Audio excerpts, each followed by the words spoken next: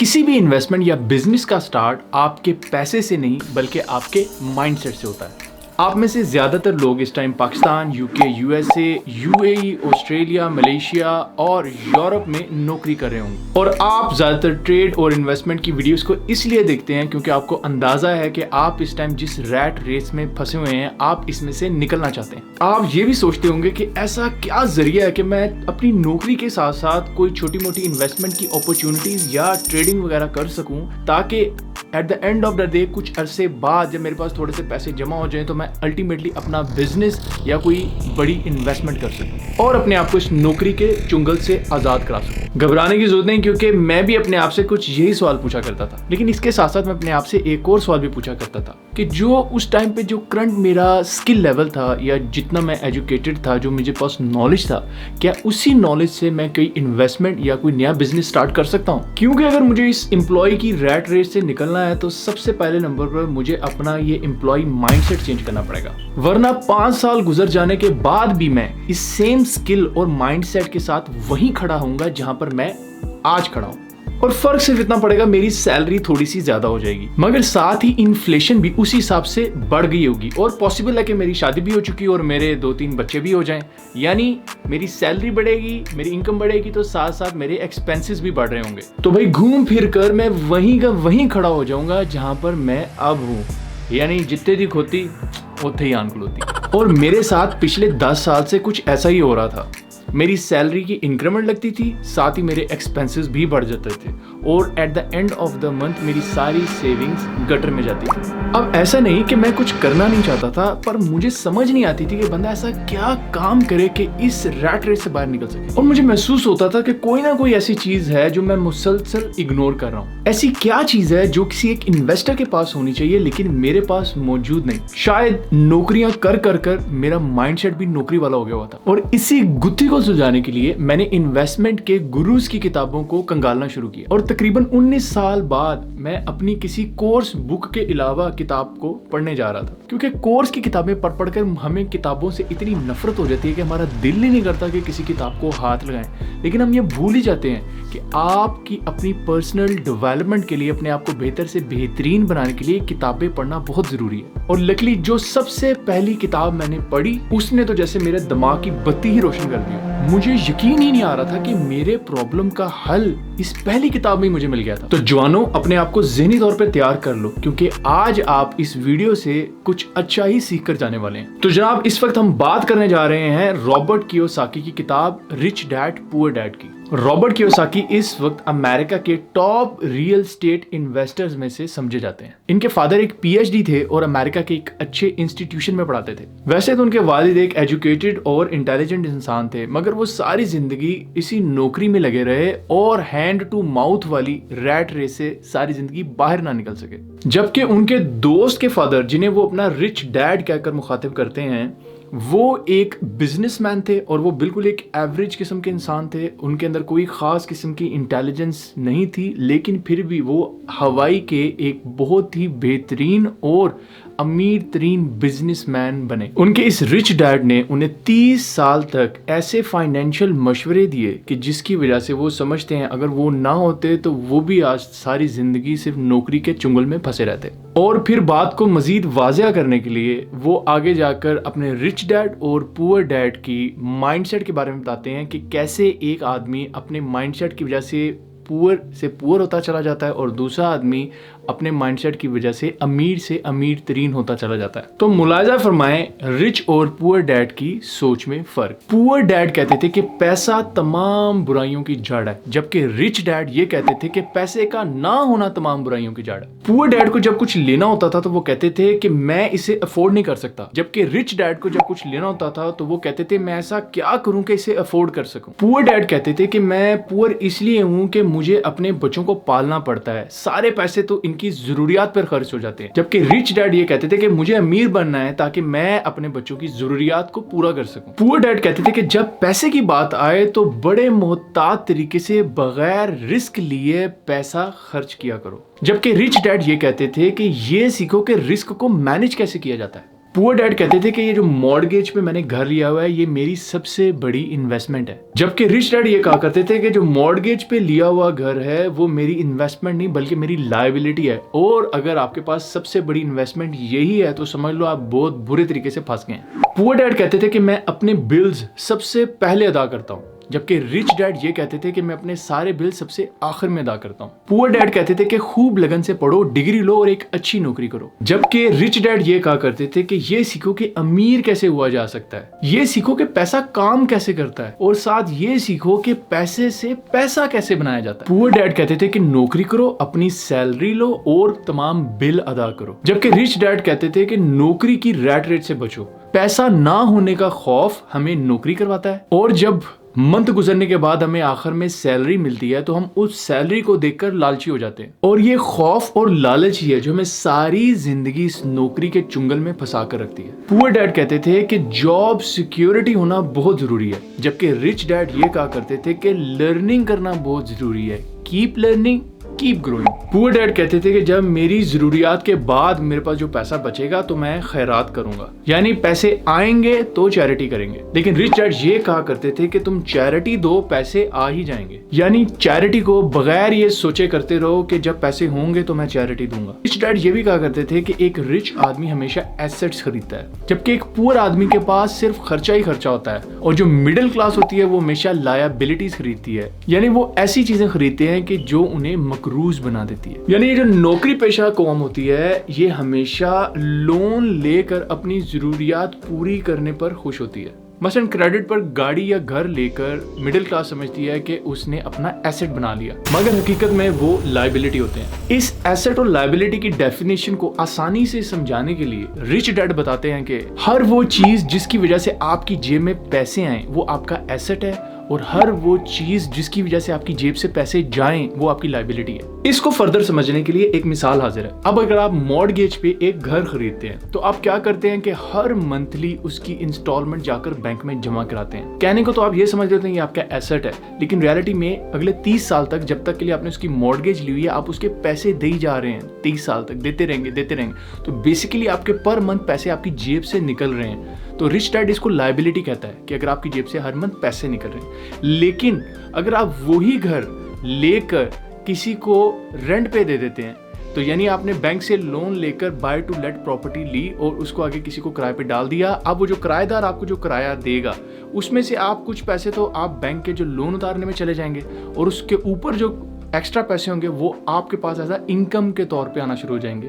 तो अब इस सिचुएशन में ये जो घर है, इवन दो ये आपने मॉर्गेज पे लिया, लेकिन ये अब आपका एसेट बन गया क्योंकि इससे आपका कैश इनफ्लो आ रहा है। तो आज अगर आपको फाइनेंशियल इंटेलिजेंस का पहला सबक सीखना है तो वो यही है कि आपको हमेशा अपने कैश फ्लो पर नजर रखनी है कि अगर कोई भी पैसा किसी एक्टिविटी से आपके पास आ रहा है तो आपने उसको एसेट लेना है, लेकिन अगर वो पैसा आपकी जेब से जा रहा है तो समझ लो वो आपकी लायबिलिटी है। रिच डैड हमेशा इस चीज पर फोकस करते थे कि आपके लिए सिर्फ लिटरेट होना जरूरी नहीं है, बल्कि आपको फाइनेंशियली लिटरेट होना चाहिए, और ये चीज आपको यूनिवर्सिटीज में नहीं पढ़ाई जाती। और ये जो फाइनेंशियल लिटरेसी हासिल करने के लिए आपको फाइनेंशियल इंटेलिजेंस चाहिए, और ये जो फाइनेंशियल इंटेलिजेंस है रिच डैड के हिसाब से ये 4 चीजें हैं जिनको करने से आप में आती है। पहले नंबर पर आती है अकाउंटिंग, यानी फाइनेंशियल नंबर्स को पढ़ने की सलाहियत। यानी आपको किसी भी कंपनी की इनकम स्टेटमेंट या बैलेंस शीट को पढ़कर यह अंदाजा होना चाहिए कि ये कंपनी जो है इसकी परफॉर्मेंस कैसी है और इसके अंदर इन्वेस्टमेंट करनी चाहिए कि नहीं करनी चाहिए। दूसरे नंबर पर आती है investing. Investing is a science of how many can make money, यानी आपको इस चीज का पता होना चाहिए कि किस जगह पर कितना इन्वेस्ट करने से मुझे कितना फायदा होगा। तीसरे नंबर पर आती है अंडरस्टैंडिंग मार्केट्स, यानी आपको मार्केट की सप्लाई और डिमांड का पता होना चाहिए कि ये काम कैसे करती है। अगर आप स्टॉक ट्रेडिंग में तो आपको पता होना चाहिए कि मार्केट इस टाइम बेरिश है या बुलिश। इसके अलावा आपको ये भी पता होना चाहिए कि किस वक्त मार्केट में एंट्री लेनी है और किस टाइम एग्जिट। चौथे नंबर पर आता है लॉ, यानी आप कैसे लीगली तौर पर अपने टैक्स को बचा सकते हैं। मसलन अगर पाकिस्तान स्टॉक एक्सचेंज में इन्वेस्ट करते हैं और आप फाइलर हैं तो आपको सिर्फ 15% कैपिटल गेन टैक्स देना पड़ता है, लेकिन अगर आप नॉन फाइलर हैं तो 30% कैपिटल गेन टैक्स देना पड़ता है। तो 2 सिचुएशंस हैं, 2 बंदों को मुख्तलिफ टैक्स देना पड़ा और दोनों लीगली हो रही हैं एक्टिविटीज। तो इसी तरह लीगली आपको जानना है कि कैसे आप टैक्स बचा सकते हैं, और ये भी जानना चाहिए कि कैसे लॉ कॉरपोरेशंस को मदद देता है टैक्स सेविंग में, जबकि जो एम्प्लॉय होता है वो पिसता चला जाता है इनकम टैक्सेस के रगड़े में। बाय द वे, मुझे रॉबर्ट कियोसाकी की ये बात बड़ी पसंद आई कि जिसमें वो ये कहता है कि जो एक सैलरीड पर्सन होता है वो अपनी सैलरी आने से पहले ही इनकम टैक्स दे देता है, जबकि एक कंपनी जो होती है या बिजनेस जो होता है वो साल के एंड में अपने तमाम खर्चे करने के बाद, जरूरियात पूरी करने के बाद हुकूमत को टैक्स देते हैं। और ये इतने पते की बात है कि अगर आपको इस पूरी वीडियो में सिर्फ यही बात मेरी समझ आ गई तो समझ लो आपने इस पूरी वीडियो में से सबसे कीमती इन्फॉर्मेशन हासिल कर ली। और बाय द वे, मैंने इस हिकमत अमली पर काम करना पहले से शुरू कर दिया and trust me, I am saving a lot. हमारे लिए हमारा सबसे बड़ा एसेट हमारा दिमाग है।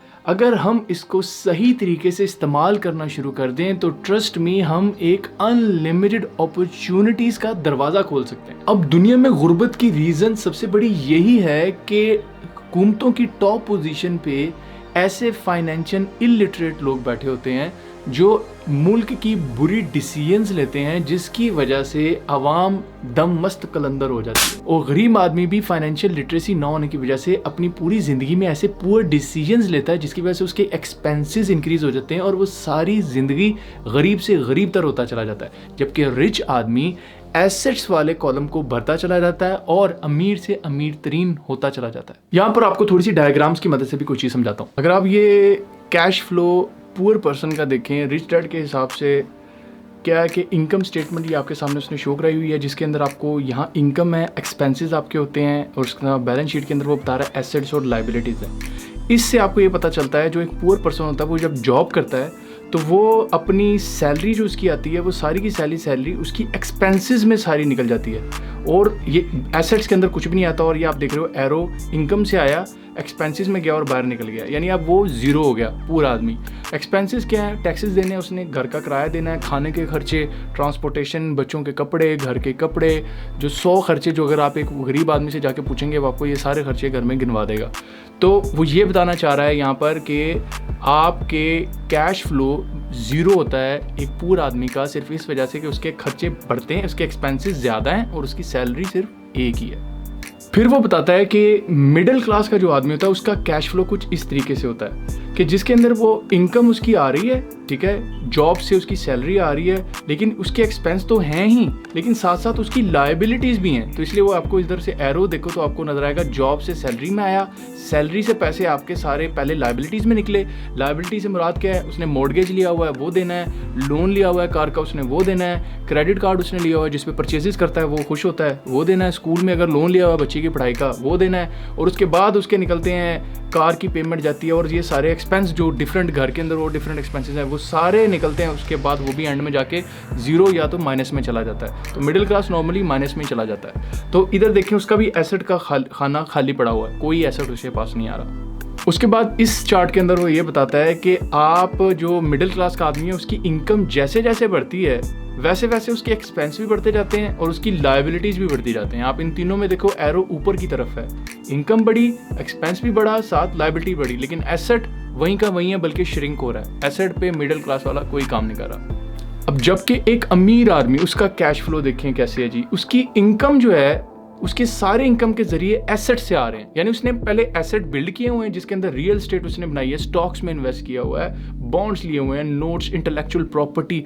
मुख्तलिफ इन्वेस्टमेंट्स के जितने तरीक़ेकार हैं उसमें उसने इन्वेस्ट किया, वो उसके एसेट्स हैं और उन एसेट से उसको पैसे आ रहे हैं। किस सूरत में? रेंटल इनकम आ रही है, रेंट का किराया जो आ रहा है, या उसको डिविडेंड की सूरत में पैसे आ रहे हैं, या उसको इंटरेस्ट आ रहा है, या हम तो इंटरेस्ट हमारे नहीं होता इसलिए हम इंटरेस्ट नहीं कहेंगे, या रॉयल्टीज़ उसको आ रही हैं। ये सारे पैसे जो उसको रिटर्न में मिल रहे हैं, ठीक है, या इवन कोई बिजनेस कर रहा है उससे जो प्रॉफिट आ रहा है वो सारा का सारा इनकम उस एसेट की बेस पे उसका जनरेट हो रहा है। और उसकी लायबिलिटीज़ जो हैं वो मॉर्गेज, कंज्यूमर लोन, जो क्रेडिट कार्ड उसने लिए हुए हैं वो भी सिर्फ इसलिए लिए हुए हैं क्योंकि वो उस एसेट को कंपनसेट कर रहे हैं, एसेट को बनाने में मदद कर रहे हैं। तो उसके जो लायबिलिटीज़ भी हैं वो भी उसकी एसेट को फेवर कर रही हैं। कहने का मतलब ये है उसके बाद उसके एक्सपेंसेस थोड़े से हैं जो कि उसने सिर्फ टैक्सेस देने हैं और मॉर्गेज की पेमेंट्स देनी है। और आपको पहले मैं बता चुका हूँ, जो मॉर्गेज उसने अगर किसी चीज़ का भी लिया होता है तो उसकी मदद से और पैसे जनरेट कर रहा होता है। अमीर का यही माइंडसेट है कि वो पैसे से पैसे कैसे जनरेट करे। और यहाँ पर वो आपको बताता है कि कैसे अमीर आदमी जो होता है उसकी जब इनकम बढ़ती है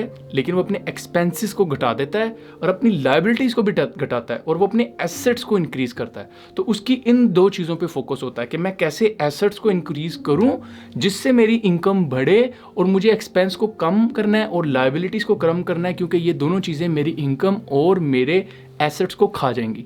और इसके अंदर आप जैसे देख रहे हैं वो बता रहा है कि रिच डैड जो होता है उसके जो घर होता है वो उसको लायबिलिटी लेता है, उसने लायबिलिटी के अंदर रखा हुआ है, जबकि पुअर डैड जो है घर को एक एसेट लेता है, उसने उसको एसेट में रखा हुआ है पुअर डैड ने। और इस ग्राफ से भी आपको पता चल रहा है कि वो कह रहा है कि पुअर डैड जो है उसकी फाइनेंशियल स्टेटमेंट जो होती है उसमें इनकम होता है, उसके बाद एक्सपेंसेस होते हैं, इनकम से ज़्यादा एक्सपेंसेस है। अगर आप इस ग्रे वाले शेड को देखें एक्सपेंस के, ये इनकम से बढ़ गया है।